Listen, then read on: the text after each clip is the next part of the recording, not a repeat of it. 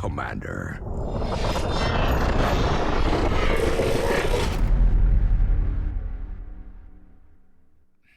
Welcome everybody to the mod review that we're going to be doing for the very first season we're having on this channel. I'm calling it the Beast Campaign because, well, you'll see in a second. But basically what we're going to do is we're going to go through all of the overhauling, the big mods. We're not going to go through every single one of them because that would just take forever. But we're going to go through like the major enemy mods. We're going to go through the campaign overhauls, the types of classes we're going to be using, all of that. So without further ado, let's get into it. Alright, so first up on the list, obviously it has to be our enemy list because we're naming it the Beast Campaign. I mean, like, come on, we have to do that first, right? So first one we're going to go through is the Mutant Harriers mod. And what this does is it adds 5 new mutants to the campaign. We got the Mutant Harrier, the Mutant Belligur, Mutant Harrier Captain, the Mutant Belligur Captain, and the Mutant Devastator. Now, I have personally played with these in, I think, one campaign, and these guys are no joke. Let me tell you, they are absolutely no joke. They are super scary to see in the campaign. They have killed very many of my soldiers. So I am not looking forward to seeing them, but I'm hoping you guys are and watching me suffer through it, basically. Sticking with the Muton theme here, we've also got the Muton Destroyer. Now, these do differ from the 5 previous ones that I just listed. These guys have a bunch of crazy abilities, mainly revolving around a concussion type kit.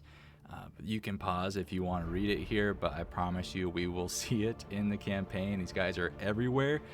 But yeah, I'm not looking forward to these guys at all. Alright, last up for the Mutons is these Berserker Omegas. Honestly, I don't even know if I would call them Mutons. They are just on a whole nother level. I've played with them once. I'm pretty sure they ended my campaign one time. I don't know why I have them in here. Apparently, I just like making myself miserable. But they are in the campaign for some reason. I'm not looking forward to them. Our second type of enemy that we are going to be given a pretty big buff besides the Mutons are Andromedons. So these are more geared towards the late game, obviously, because Mutons, will get kind of weaker towards late game, assuming we can make it there. But we're adding 3 new Andromedons to the campaign. So the 3 new ones are the Andromedan Iceberger, the Andromedon Backburner, and the Andromedon Plague Bearer. So these guys are absolutely no joke. I think I've played with them once, but it might have been a long time ago. I'm not too sure. But I remember them being very, very scary. They're very tanky. Obviously, they got those 2 lives, and now they just got a bunch of different abilities. So, they're going to be a pain. I wouldn't personally call these beasts, but they are a pretty big part of the enemy list. So we are going to be running even more robots. If you have used mods on Xcom 2 before, you've probably used this, is my guess. But it is a pretty good mod. It adds a lot of spice to the robotics enemies, which is really, really nice. So the enemies that it's going to be adding is the Riot Control Mech, the Advanced Repair Bit, the Sectopod Hunter, and the Sectopod Annihilator. So these are definitely geared towards the late game. Once those Sectopods really get online, it's kind of crazy. But it's just going to add some nice spice to our robotics enemy list. The last, probably huge type of enemy that we're going to be adding is these late game enemies. Alright, so we're going to be adding the Rift Keeper and the Venator. So if you've seen these before, you kind of feel my frustration and my sadness as well. The Rift Keeper, super late game enemy, basically summons in other units, and these are not little advent troopers that they're summoning in. They're summoning in troops, It's horrible. It really is. The Venator is just a super highly aggressive codex, and it pops right in the middle of your team, and it does basically half your team's HP just with one Venator. So it's not a good time, but they're in there because I hate myself. Now just for some of the smaller enemy mods, we've got the Solarian Engineers. We've also got the Alien Elite Pack, which comes with the Muton Elite, the Sectoid Commander, and the Viper Elite. We're also going to be running the Sectoid Abductor, the Advent Warlock, Flame Viper, Pathfinder, And just as kind of a bonus, we're going to be doing Children of the King. First up on just kind of the overhaul mods that change everything is one of my personal favorites, this custom spark classes Redux. Basically what this does is it improves the sparks to basically have fun with them. It gives you 3 options. It gives you the Pioneer class, the Artillery class, and the Infiltrator class. I have used these before, I'm not gonna lie. I think I've used them in like 3 or 4 campaigns, and I absolutely love them. I probably won't play another campaign without them.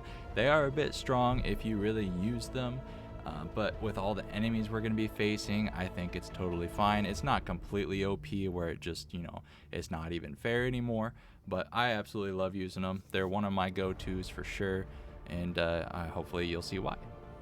Maybe one of the biggest mods in this mod list is the Proficiency Class Pack mod.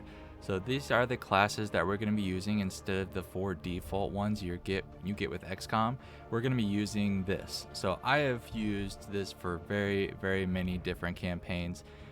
I just love it. It's easily my favorite class, my class pack. You get 6 classes with this one. You get Assault Infantry, Field Medic, Marine, Marksman, Sapper, and Tech Specialist.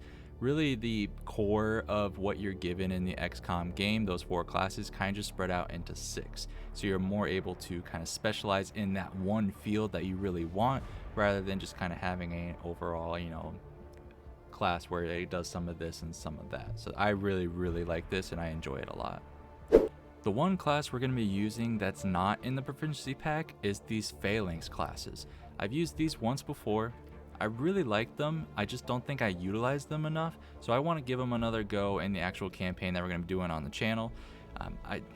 Honestly, I can't even remember what they do. Like, they're more of a tank unit, I know that. And they wield a shield, which is super cool because no class really wields a shield, so I thought that was different. And I look forward to playing with these guys again. We are running the populated Chosen Chamber mod. This makes the Chosen Chambers much, much, much more scary to deal with, and you really have to be prepared going in there. I've played with it before. Things get wild. People die. It's gonna happen, but it's almost essential to the campaign, I think, because without it, these Chosen Chambers are kind of easy. You kind of just do them whenever. So this is gonna be in there, and it makes it a whole lot more scary. Next up, just something super small and super fast. We're going to be using the Chosen Reward variety. I really like this because whenever you kill a Chosen, you always get the 2 same things. In this mod, it basically changes that so you don't know exactly what you're getting. There's a pool of like 4 or maybe 5 different things from each Chosen that you could get, and it's different every single campaign. So I just like the mix up and keeping things different. The Don't Move a Muscle mod, I think, is necessary 100% if you're playing War of the Chosen. It revamps the Hunter's ability. So before, it's just, it makes this huge cone of like Overwatch basically, and you have to get out of it or else he's going to shoot you. This one is like the exact opposite. So he locks onto you and you can't move at all, and if you do move, he's going to shoot you. So it just makes it so much more relevant in team fights where, it locks down your Templar or something, and then you can't use your Templar, and it just makes it so much more impactful, and you can, notice he's there. Yellow Alert, probably one of the bigger mods that we have in here, changes everything during the mission, absolutely everything. Basically what it does is when you start fighting somebody, those aliens are going to come towards you because obviously they can hear the noise. So it kind of just ends up, when like later missions, it kind of just ends up as one huge team fight where you have just like 20, 25 aliens just staring you in the face. It makes missions a lot harder, but a lot more interesting. You're not just picking a pod off one by one. Maybe 1 or 2 come running at you because they hear you, so I think it makes a lot of sense. And that was basically all of the overhaul mods that we're going to be using. There's a bunch more smaller ones, customization, quality of life, all of those types. If you want to take a look at all of the mods I have, you're more than welcome to. I'll have the link down below for you to check it out if you want. But make sure you tune into the playthrough. If you watch this mod list, watch me use them in actual time and actual gameplay. I think it'd be awesome. If you want to watch me make these videos live, you can head on over to my Twitch channel. It's Syphx Gaming, at Twitch, obviously, and you can actually be a part of the videos I make. I will see you over there. Thank you guys for watching this video, and I'll catch you in the next one.